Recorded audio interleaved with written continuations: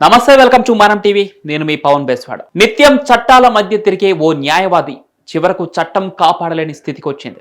ఎందుకో తెలుసా?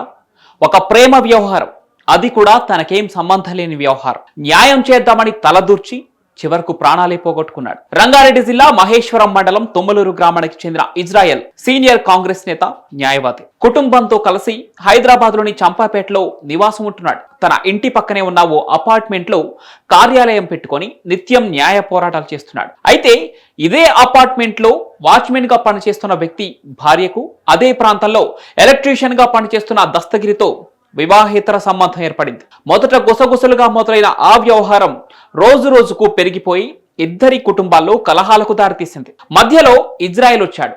ఇరు కుటుంబాలను పిలిపించి రాజీ చేయబోయాడు. కానీ ఇదే అతని ప్రాణం తీస్తుందని ఊహించలేకపోయాడు. ఆ రాజీ తర్వాత అపార్ట్మెంట్ వాసులు వాచ్మెన్ కుటుంబాన్ని పనుల నుంచి తొలగించారు. దీంతో వాచ్మెన్ కుటుంబం ఊరికి వెళ్లిపోయింది. కానీ దస్తగిరి మాత్రం ఆమెను హైదరాబాద్ కు పిలిపించాలని పలుమార్లు ఇజ్రాయెల్ను విసిగించాడు. తన పని న్యాయం చేయడమేనని, బ్రోకర్ పని కాదంటూ ఇజ్రాయెల్ నచ్చజెప్పే ప్రయత్నం చేశాడు. ఎంత చెప్పినా దస్తగిరి వినకపోవడంతో పోలీసులకు ఫిర్యాదు చేశాడు. దీంతో దస్తగిరిని స్టేషన్ కు పిలిపించి కౌన్సిలింగ్ ఇచ్చి వదిలేశారు పోలీసులు. అయితే అక్కడే దస్తగిరి మనసులో నిప్పులు రాజేశాయి. అందరి ముందు నన్ను అవమానించడమే కాకుండా పోలీసులతో అనవసరంగా కౌన్సిలింగ్ ఇప్పించాడని కోపం పెంచుకున్నాడు. నన్ను అవమానించిన న్యాయవాది బతకకూడదు అనుకున్నాడు. రోజు ఇజ్రాయెల్ ఎక్కడికి వెళ్తున్నాడు, ఏ టైం ఎక్కడ ఉంటాడు అని కన్ఫర్మ్ చేసుకున్నాడు. ఒకరోజు పక్కా ప్లాన్ తో దస్తగిరి సిద్ధమయ్యాడు. ఇజ్రాయెల్ ఎప్పటిలాగే వాకింగ్ కు బయలుదేరాడు.